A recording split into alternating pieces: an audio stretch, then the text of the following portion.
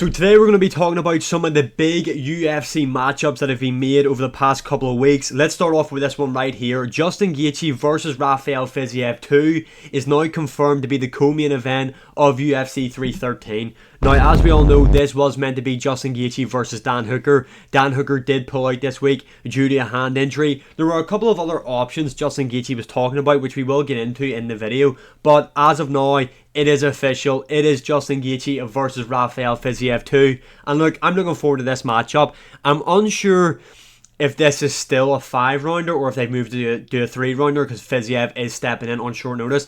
I'm not too sure, but either way, this is guaranteed to be another really fun fight because their first fight, I was there live for it. I thought it was extremely close.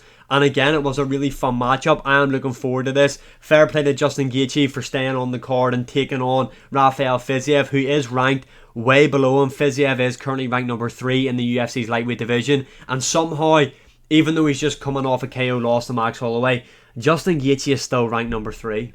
Bruh. Doesn't really make much sense. However, this is going to be a really fun one. I do need to know, though, for my predictions, is this 3 rounds? Is this 5 rounds? But quickly, before I give my early prediction for this matchup, Justin Gaethje said this. Arman and Charles understandably said no. Max and Dustin understandably said no. Moicano got the call and said no. Props to Fiziev for volunteering to fly across the world and take this fight. Big risk here for me taking this rematch against an elite striker. Life's a trip. Best live show on earth going down March the 8th. So let's go through some of the things that Justin Gaethje was talking about. Quickly, going on to the Arman Tsarukyan one. Arman did come out and say this. He said, I didn't say no. I accepted immediately and asked for 160 catch weight, 11 days out from the weigh-ins. UFC said that wasn't an option. Now, this was probably the matchup to make. But I understand why the UFC didn't want to have it at a catch weight. I understand why. But this was definitely the matchup that should have been made, in my opinion. Back over here, the fact they offered it to Max Holloway doesn't really make any sense because Holloway's literally... Obviously, Holloway's coming off that loss to Topuria, but Justin Gaethje's last fight was the Max Holloway and he got KO'd and he got beat up easily in that fight. Like, if you watch that UFC 300 matchup between Justin Gaethje versus Max Holloway, the fight as a whole is extremely overrated. It was very one-sided. If Max Holloway didn't KO Justin Gaethje with 1 second to go and the way he KO'd him, nobody would ever talk about this matchup. That's just facts. I mean, it wasn't a really entertaining all-out war. It was a very one-sided beatdown from Max Holloway that ended up with one of the best knockouts of all time. For Dustin Poirier says he's got 1 fight left and they're hoping to headline that card in his hometown. So I don't think Dustin Poirier would have given up the opportunity to more than likely headline in his hometown in his retirement fight to be on the co-main event to fight Justin Gaethje. Just don't think that's going to happen. Now, Oliveira, again, why would Oliveira step in on short notice to fight Max Holloway? It just doesn't really make much sense. Moicano, he did throw his name in there as an option. By the way, I'm surprised they didn't offer it to Gamrot. Like, I mean, I'm glad Gamrot isn't getting the fight because the Fiziev matchup is just way better. But come on, like, Gamrot kind of deserved it more than anybody, if we're being honest. But Moicano not taking the fight, I know he did say about it, makes complete sense. I mean, he would have lost. Well, I mean, I think he would have given Gaethje, stylistically, he's a hard fight for Justin Gaethje, but taking it on short notice, the guy just got subbed in the very first round by Islam Makhachev. I just don't know if it would have been the right move for Moicano, especially because if Paddy Pimblett beats Michael Chandler, you have got a massive fight for Money Moicano and Paddy Pimblett. And if Moicano was to step in, take on Gaethje and lose again, it really does like kind of dwindle away all the hype for that matchup, in my opinion anyway. So this right here is probably the best, to be honest, in terms of like the quality of fight, because their first fight was so fun. Rafael Fiziev is Muay Thai's elite. Justin Gaethje, always a fun watch. I am going to go for Rafael Fiziev, though, as my early prediction, because I thought the first fight was extremely close. Rafael Fiziev has been complaining that he's been looking to have a fight for a very, very long time. So the guy's obviously been in the gym working away. If it is 5 rounds, though, I do question his cardio because that is a bit of an issue for Rafael Fiziev. But Justin Gaethje, the amount of damage the guy's taken throughout his career, that KO, like that there, the KO to lost to Max Holloway, plus he had his nose broken that matchup, he took a lot of damage in there. I don't know if Gaethje's going to be the same, so for that reason, I am going with Rafael Fiziev, although Fiziev in his own right has been out of the cage for a very long time after his matchup with Gamrot where he got injured. I think it was his knee blew out, so we haven't seen him in a while, but I am going to bank on Rafael Fiziev getting the job done here. Moving on, another matchup, UFC 314, we have got Bryce Mitchell versus Gene Silva. This is a pretty quick turnaround for Gene Silva. Gene Silva just fought last weekend. He did call out Bryce Mitchell. Bryce Mitchell is absolutely going to whoop this guy. I'm just telling him, if you watch Gene Silva versus Charles Jourdain was taking Gene Silva down multiple times. Charles Jourdain is nowhere near the grappler of Bryce Mitchell. Bryce Mitchell, like a lot of people seem to think because he got KO'd by Josh Emmett, the guy's fucking incompetent on the feet. Not the case. Do I think Bryce Mitchell's going to win this fight if he chooses to strike with Gene Silva? Absolutely fucking not. I do not think that he will outstrike Gene Silva, although I don't think it's going to be like if Bryce Mitchell doesn't instantly shoot for a takedown, Gene Silva's going to knock him out. I do think though Bryce Mitchell is going to have to be very grappling heavy in this matchup, but he is in every fight he's in. If you go back and watch a Charles Jourdain matchup, Gene Silva was getting out grappled by him. Granted, he did finish him, although Bryce Mitchell is just levels above Charles Jourdain in my opinion. The guy's proven he's been in there with elite dangerous strikers before. Look at Edson Barboza, he's been in there with him, a dangerous striker. I think Bryce Mitchell's going to beat him. People were trying to set my boy Bryce Mitchell up for what he said. He's smoking Gene Silva. The fight nerds are getting exposed this year, that's facts. Moving on, we have got Jamal Hill versus Khalil Rountree. Now, this is a very fun matchup, obviously was meant to happen last year, I believe, at UFC 303, the McGregor-Chandler card. Obviously, we all know what happened. That card just fucking fell apart. This is the main event for UFC Fight Night Kansas. Look, I think a lot of people underestimate Jamal Hill at the minute because a lot of people say the guy's washed, he was never that good. He has only lost to Alex Pereira. Obviously, he did lose to Paul Craig, but I mean, Magomed Ankalaev lost to Paul Craig. Nikita Krylov lost to Paul Craig. You know, Paul Craig has got a strangely good resume for kind of how bad he is as a fighter, and I don't mean that in any disrespect. Paul Craig, I've met him before, very nice guy. Jamal Hill, though, he's only ever lost to Pereira and Yuri Prohaska as of recently, and Yuri Prohaska is ranked number 2.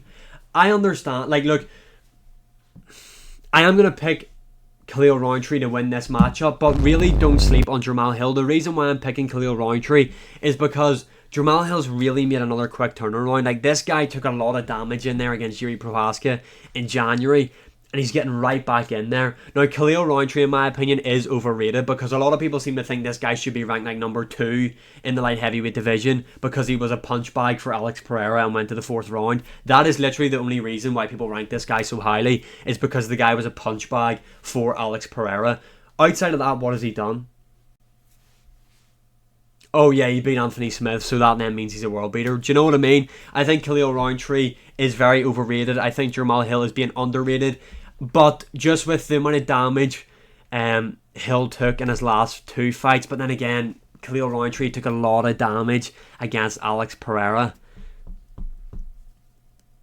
Fuck it, I'm changing.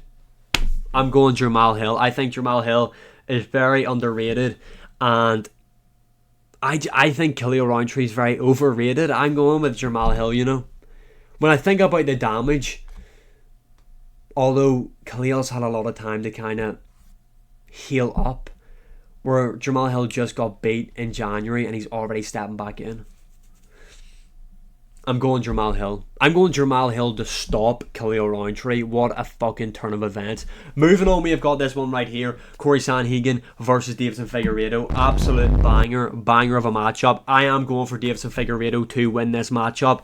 I like Corey Sanhagen. I was very high on him. I thought he was going to become a champion.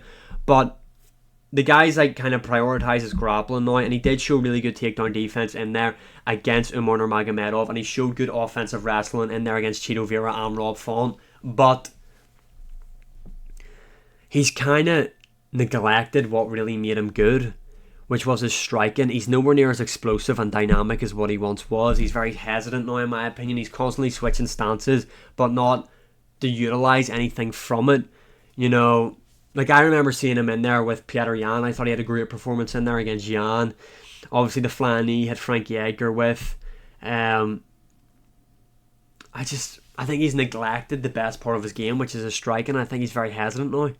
Davison Figueiredo obviously coming off that loss to Petr Yan. I thought Figgy looked good in there. Look, I'm going to be honest. Corey Sandhagen's kind of got this obsession now with grappling. I don't think he's going to be out-grapple Davison Figueiredo. I think Figueiredo's grappling is really, really good. He's very strong in this division. He's proven to carry punch power. He hurt Yan in their matchup. He dropped fucking Chito Vera in their matchup. I think Corey Sandhagen's going to be very hesitant. I think Figueiredo is going to catch him and hurt him. I am going to go for Figueiredo to win this by decision. I think he takes the first 3 rounds. I think he clearly wins the first 2. Third round, close. I think he wins the majority of it. Later half of the third round, Sandhagen starts to pick it up. I think 4 will be a Sandhagen round. I think 5 will be competitive. Either way, Davison Figueiredo is going to get the job done here. Moving on. Now look, I am one of those ones that constantly, if you've seen the channel before, I am confused as to why Chito Vera is ranked number 7, because his last win is over Pedro Munoz, who isn't even ranked in the division. And he's on a 2-fight losing streak. However, Chito Vera has my whole support going into this matchup. I hope he fucking front kicks Mario Batista in the fucking next week. I actually hope he fucking flatlines Mario Batista. Do I think it's going to happen? No, because MMA Lab is where Sean O'Malley fights out of, so they know how Chito Vera works. They're going to game plan well for him. Although, with that being said, Mario Batista is nowhere near the striker of Sean O'Malley, but Mario Batista did kind of hold his own in some of the exchanges with Aldo. In 3 rounds as well, I favour Mario Batista. Chito Vera isn't very volume heavy. He looks for that big shot to hurt you. If it was 5 rounds, I'd go Chito, to be honest. I think he would be able to land the shot on Mario Batista, but I am going to go for Mario Batista to win this by decision. Although I really, really hope that Chito Vera can get the job done here. I hope he hits him with all sorts of shit. I hope he fucking front kicks Mario Batista and slumps him badly. I am rocking with Chito Vera in this matchup. Moving on. We have got this one right here, Benoit Saint Denis versus Joel Alvarez. Look, I'm going to say this with chest. If Benoit Saint Denis didn't have staph infection at UFC 299, he beats Dustin Poirier. Huh? Factual information. If this guy, like, you look at the first round he had, if you're trying to tell me if he didn't have staph, he would have done that for the entirety of the fight. He would have beat Dustin Poirier. He would have beat him up, in my opinion. I think Joel Alvarez is dangerous, though, especially with the amount of damage Benoit Saint Denis took in the Poirier matchup, getting stopped, and then what happened to him in the Moicano matchup. Moicano absolutely brutalised him. I do think Joel Alvarez is a difficult matchup. The guy's massive for the lightweight division, coming off that nice win over Drakkar Klose. Although, do you know what? I'm going to back Benoit Saint Denis. I think he breaks Joel Alvarez. Bruh. Although Joel Alvarez's last loss came to Arman Tsarukyan, who's ranked number 1. So Joel Alvarez is very proven. But I'm backing Benoit Saint Denis. Benoit Saint Denis is going to break him. I believe it. I believe Benoit Saint Denis wins this matchup. Although if he doesn't, he could be looking at the GFL. Moving on, let's just touch on this one lastly. Jose Aldo versus Zahabi has been announced for UFC 315. The legend, the Hall of Famer Jose Aldo, has been announced to fight Zahabi at UFC 315. So the UFC hate this guy. The UFC don't respect their legends like Dana White says he does, because a lot of people forget, man, Jose Aldo came back at UFC 301 and saved that card. Now, that card actually wasn't as bad as what people made it out to be when you watched it. In terms of name values, though, on the card, it was ass. Aldo's return for the co-main event of UFC 301 kind of saved that card, and that's just facts. He fights Jonathan Martinez, beats him. Then I'm thinking, well, he's beat Rob Font and he's beat Chito Vera, so they're going to match him up like a Corey Sandhagen or Not a Petr Yan rematch, but like a Corey Sanhagen. That was what I thought. No. They give him Mario Batista. Huh? He then beats Mario Batista, but gets robbed. I don't care what anybody says. Aldo beat Mario Batista in that matchup. He gets robbed. And then the UFC go, let's give him to Sahabi. Now, the only good thing about this matchup is Aldo's going to fucking style on Sahabi in there. But the disrespect this guy's being shown is crazy. Now, look, I know that Song Yadong has just fought Henry Cejudo. But why did they not book Aldo versus Cejudo? Am I the only one with a fucking functioning brain here? I don't know. But either way, some big matchups have been announced. I'm looking forward to all of them. Let me know your opinions in the comments below. And as always, like, share, subscribe, comment, all that good stuff. 1K is on the way. I'm calling it now. And I'll see you again in the next one.